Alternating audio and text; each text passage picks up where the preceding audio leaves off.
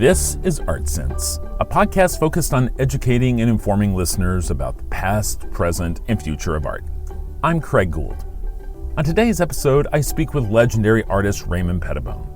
Pettibon rose to prominence in the 1970s by being the visual force behind South Bay punk scions like Black Flag and the Minutemen.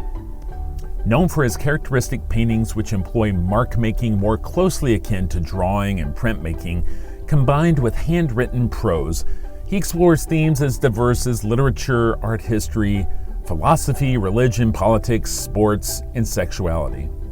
His work can be found in every major institution, and he's represented in New York by David Zwirner. At the end of the episode, I'll be taking a look at some of the week's top art headlines. But first up, the prolific pursuit of thought with Raymond Pettibon.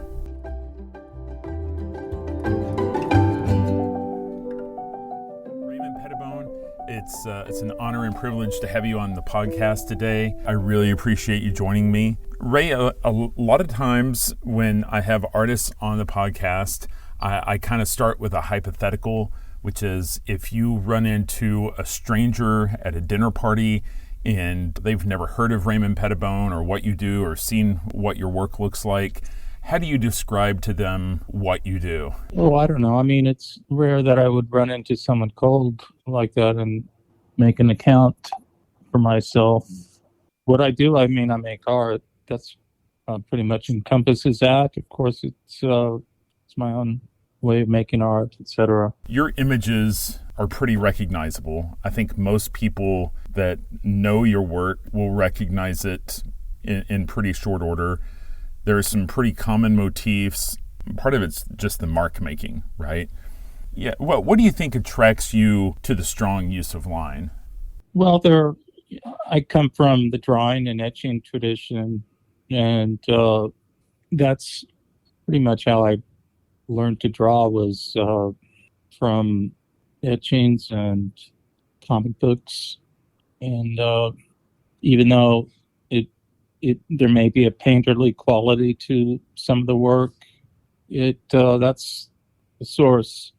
Cross-hatchings, line work.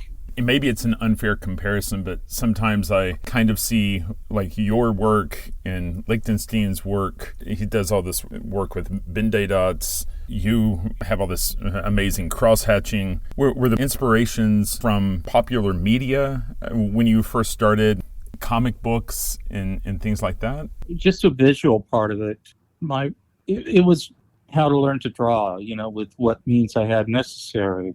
And compared to Lichtenstein, my drawing style is more instrumental. It's not, I love Lichtenstein, but it's a very different type of art than that.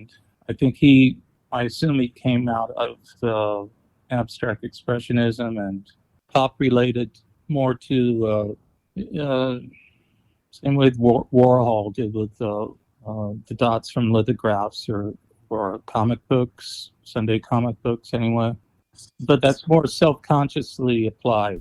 That's just a visual comparison, right? And so with anybody's art, there are kind of two parts there, what we say and how we say it. And what you say, it's obvious that you're well-read because you make lots of little references to things that are all over the spectrum. Would you agree with that? Yeah, it would be hard to jump off a bridge and land into what I do. There's many, many decades of work, mainly from literature. So who do you read most? What's on your shelf? I mean, do you have a pretty extensive library in your house? I used to. I just recently gave away about, I don't know, tens of thousands of books. But and I haven't been reading much as I used to for whatever reason. It can come from anywhere, but there's writers who I have more of an affinity, or my work does anyway. I know that you probably get tired of talking about the 70s, but you're so strongly tied to that South Bay punk scene. Can you explain to me? I mean, I know you're creating artwork for family and friends. In my mind, you were creating artwork for yourself, you were allowing the friends and family to use it for posters and labels. How did you transition from making this imagery for such a underground movement to eventually finding yourself in some of the top galleries in the world? How did that transition take place? The art found its own place. I've never been part of it's never been my favorite thing to shuck and sell my own work or to galleries and whatever. That came to me, and at first it was, well, if you look strictly in economic terms, the return on investment in my work would beat the market, beat the Dow Jones, beat almost anything. And that, not to to make that reductionist, but it does say something about it. It doesn't say anything about the production and the making of the work, because I've never given half a thought to the marketplace or pricing, but it says a lot about how it's been received. And on that level, follow the money, like you couldn't give it away at the time. I mean, the disrespect, I hesitate to associate myself with the punk or the 70s. For one thing, I wasn't born yet for another 20 plus years. And it wasn't a healthy environment for my work. That's not, I don't wholesale discredit it. I'm not ashamed or making excuses or anything. It's just how it is. It was, punk wasn't a visual medium. Do you recall a specific moment when the galleries did find you? I mean, I think it's most artists' dreams that we're able to just make and make and make, and they find us and things start moving. Was it gradual, or was there a specific meeting, specific phone call where things kind of changed? It was gradual, but there's stops on the way that were more significant than others. I would say, this isn't gallery, it's a museum, but Paul Schimmel, and who's a curator at MoCA, and the Helter Skelter show, that it was very poorly received. I mean, the whole show was at the time, but over time it's become a very influential show, for a lot of artists.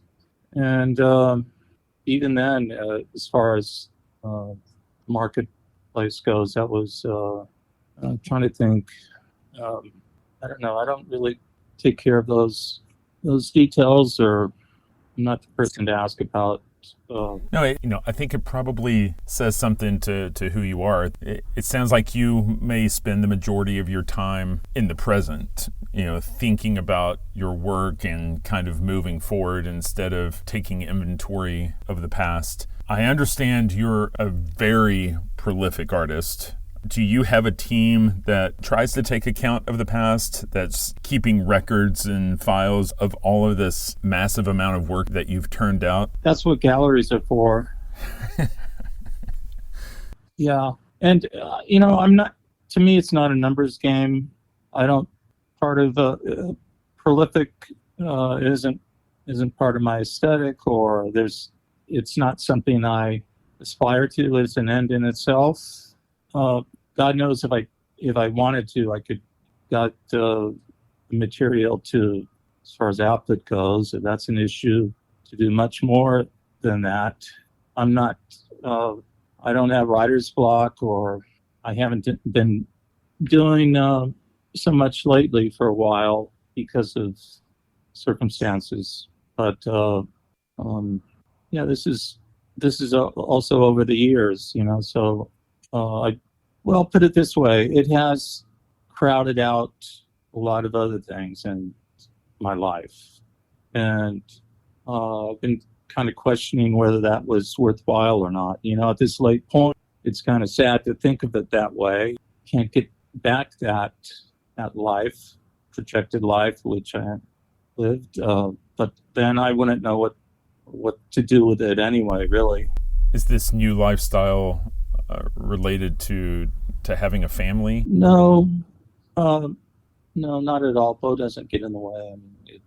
I mean, I've been going through a divorce the greater part of the last 10 years, so that's really not an issue anyway. And no, that's not part of it. I was hoping that he could be my compadre or collaborator, but I don't see him enough to get that started as much as I would have liked. Maybe that's an interesting door to open about collaboration, because not every artist is willing to or excited about collaboration, but my perception is that you sort of enjoy collaboration. Is that true, or do you welcome those opportunities to work with other artists? I wouldn't say I welcome them, because there can be a downside to it. It's very hard to get right, and I'm not a mind reader, and to make some kind of connection with anybody is, who knows how it's going to turn out. I've been doing some work with Marcel Zama, and that's that in particular. He's one artist who I love working with. But when it works, it's really good, and when it doesn't, it's not so well. And there's other avenues of collaboration which are probably better suited than the kind of art I make, and that would be film, video. And I've done a fair amount of that over the years. Not recently so much, but I've heard you talk about having screenplays and ideas for video, and maybe it's just because I see William Kentridge's work with such strong mark making. But have you ever thought about collaborating with someone to animate your work in the form of a film?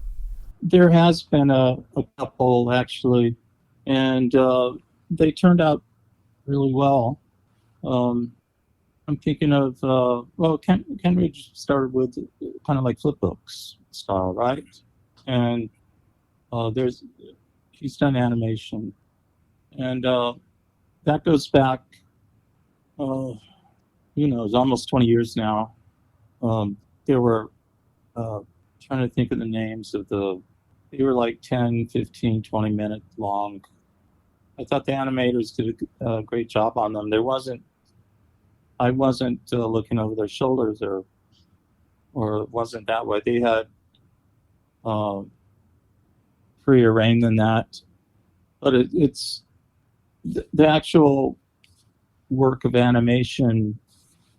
In the old days, you had to make each frame thousands of, for like a minute, and that is not something I would look forward to. For what purpose and for what cost? But there's other ways to get around that nowadays. But then you have to have technical skills of computers and all this stuff, which is ahead of my time, and I don't have any of that. But if somebody were to approach you and say, we have a design studio, we have technical expertise, we can collaborate if you bring us the ideas and a storyboard with your work, is that something you would be open to, collaborating with someone that had that skill set? Sure, I'd be open to that. That's more or less what I did in the past, less than a handful of times, but I don't know if they require even a storyboard.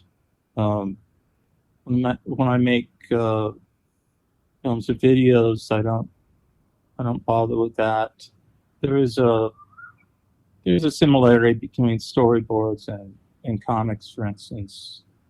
And there's some people, I'd rather let things happen on their own, spread out at the time, Your process, it sounds like your work is sort of a compulsion. Your visuals, like when you sit down, do you sketch Do you have a journal where you write down ideas, or is your art making process your journal? Are these things coming from the top of your head, or have you kind of thought about things ahead of time and like, you know what, I'd like to put this with that and see how it goes? I have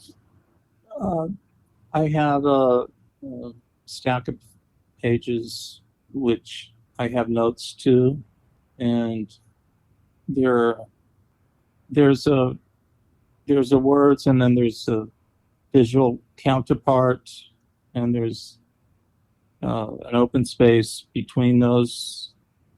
They can there's no ground rules of what becomes a finished work, whether it starts with the words or the visual. And on the other hand, for the last couple of years or so, I haven't consulted my notes at all, so it's been on the spot, improvise isn't the word really, but there's, like you said before, there's certain images that I keep going back to, but then there's images that come out of left field. I mean, they may be found images of some sort or not. But then every picture tells a story, right? Eventually, I can make sense of it. The words can make sense of the drawing. The drawing can make sense of the words. It's funny, as I hear you describe that process, in a lot of ways you sound like a songwriter, right? In terms of a songwriter is is working with, you know, there's like the one side that's melody and the other side that's lyrics. Here it's a visual and the prose. Do you ever put words together with images that it isn't exactly a direct connection, where there's a little bit more cognitive dissonance in between, for your own sake or for the sake of the viewer's share, to try to figure out how they go together? Or do they usually go hand in hand? I think there is a cognitive dissonance, and at times, and probably for the most part, that's not to say it's just randomly applied. You know, there is a reason why it is that way. Though I don't owe an explanation to anyone, and that's part of even in like New Yorker cartoons. They can come through a convoluted route, although it's, you know, with a minimum of information. My work as well sometimes, you know, for the most part, perhaps, but it becomes conclusive or ends somewhat. You know, it can be left hanging as well a little bit, but there's a punchline, and they're similar in ways, but they're much different. And I respect the medium and the process. And you're right, it is, the process anyways can be somewhat similar. And as far as that goes to writing songs as well, of which I've written many. No one's ever heard of them because I don't. Well, I've done many records, you know, but the general public doesn't know. But Will the public know one day? Oh, who knows? I don't have any expectations of that sort. So I've pretty much been rewriting the American Songbook, and that falls on deaf ears anyway, you know. I think a lot of people consider you much a writer, writing as an art just as much as visual imagery as an art. And I think a lot of people think of you as a writer. Have you compiled your writings before? Have you published your written work? There's a very scarcity of that I've even done, published. And the reason is and this is kind of self-conjecture on my part, but the writing, whether it's songs or animation, film, drawings, paintings, I'm okay with that. Of course, the writing part is on display, but the work needs both. It needs musical accompaniment, and over the years, and I've been at this a long time. I've been okay with the way I work, and I haven't built any great need to. I don't gain anything by losing one or the other, and it's very seldom that a work won't have both. Sometimes they don't, but if it's plain words, and once it's put on a wall and framed, with a frame or without it, it's still the same pretty much. Contextualizes it as visual art, I guess. I know that you do paintings and drawings. I mean, I think a lot of times you work with a brush, but it feels like a drawing because, again, the mark making. But you also do a number of collages these days. Is that just your way of repurposing work that was either an unfinished thought or an unfinished image, and your ability to bring it back to life in a new way? Or, are the collages more thought out ahead of time than that? It can't be. I wouldn't really say it's repurposing it, although it can be that. But it's not. God knows I don't have a lack of material, so it's not as if I'm playing catch up or cutting corners by doing collages. It's the associations between images. Well, any given drawing I've done there, it does imply. I would think it does. It doesn't just stay there. It may be you could say it could be the equivalent of a still from a film, but whether you've seen the film in total or not, or it's out of time, but nothing is truly out of time. The most minimal of works are done in a context or social order, or with a date on the wall, and an author. Do you feel like there's any sort of misconceptions about you or your work? Do you feel that you're misunderstood in any way? Once it's done, it finds its own place, and it's pretty much out there for. And there's misconceptions, I suppose, with no one.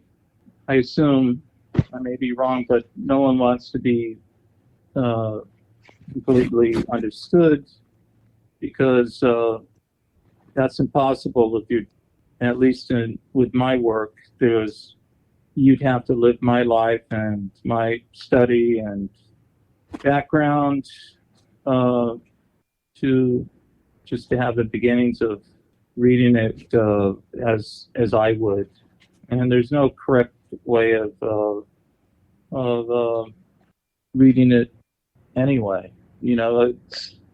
And that would include myself. And it's not something I don't prep or coach the reader or the critic, or I don't try to. I just don't go there.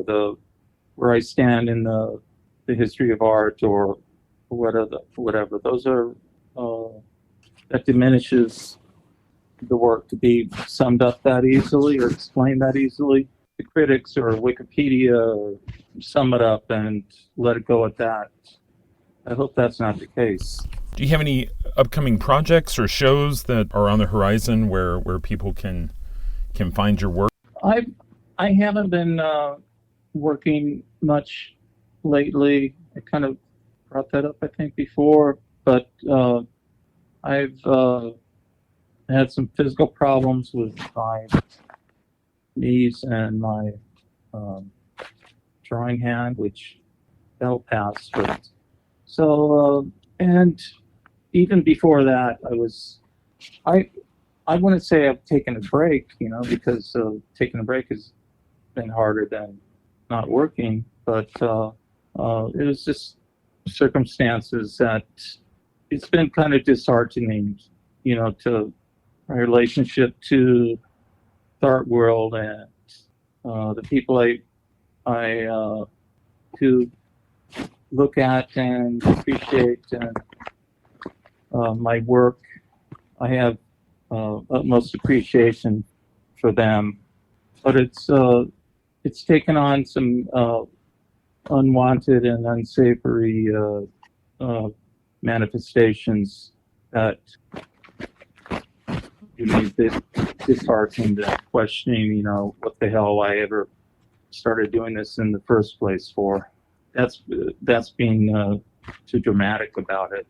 I know, but nevertheless, I hope that your knees and hand get better because I know that's a real drag. But if folks that love your work, your contribution to the world of art, if they wanted to keep track of you, where would it be best for people to follow your comings and goings?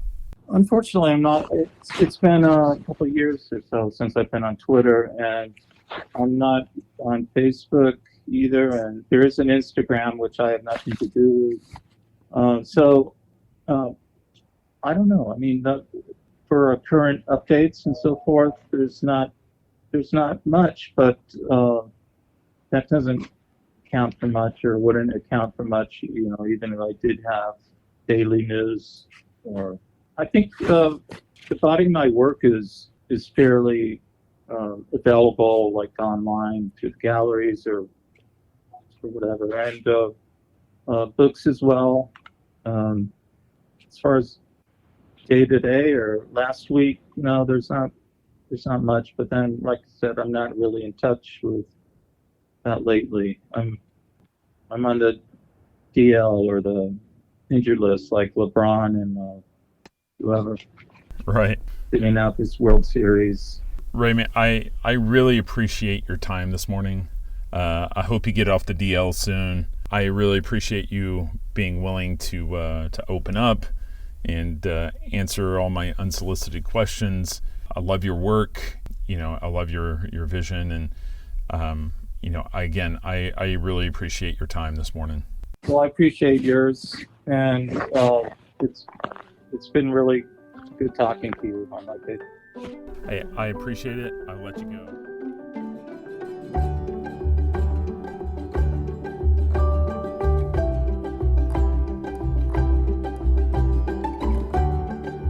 And now, the news. The conversation about ill-gotten antiquities and the prospects of restitution continues to bubble up week after week. And the British Museum is in the middle of the fray again, which isn't entirely shocking. The institution was created to showcase cultural artifacts from around the world in a time when Britain's foreign policy was more about colonization and less about diplomacy. This week, Greek Prime Minister Kyriakos Mitsotakis called for the return of the Parthenon marbles that have resided at the British Museum for more than 200 years. He stated this week that he will discuss the issue when he sits down with UK Prime Minister Boris Johnson on Wednesday of this week. Mitsotakis was quoted in the Daily Telegraph this week as saying, "Our position is very clear. The marbles were stolen in the 19th century, they belong in the Acropolis Museum, and we need to discuss this issue in earnest."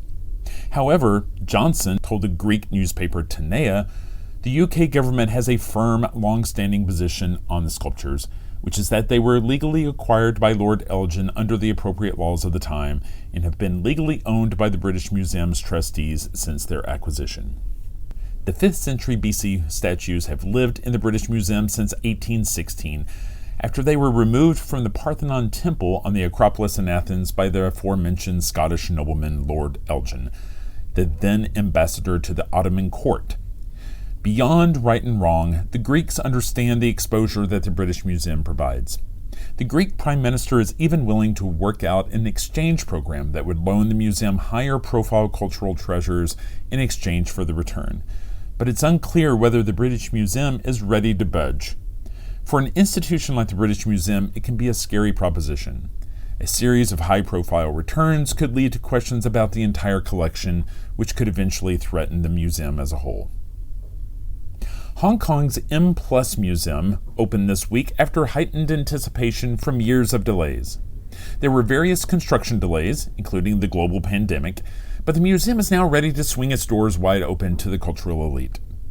The new building is massive. With more than 700,000 square feet of exhibit space, the museum is placing itself in the company of institutions like MoMA, Tate Modern, and the Centre Pompidou. If you know anything about the geography of Hong Kong, you'll wonder where you could possibly squeeze that size of structure. The answer is backfill.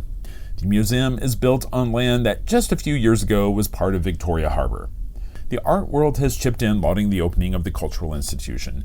It should provide a bridge between Western and Asian cultures in a city-state that traditionally has been thought of as a capitalist epicenter bereft of high art and culture. And even now, as the institution opens, there are questions about the autonomy of the museum. Hong Kong as a city-state has lost its autonomy in recent years, and there are those that fear the museum will not have the freedom to explore all topics or hear all voices because of oversight from Beijing. Anish Kapoor keeps pushing the boundaries of materials. The artist is known for pushing tons of waxy red pigment through the doorways of the Royal Academy in 2009, with the extrusion leaving a thick trail of red in its wake.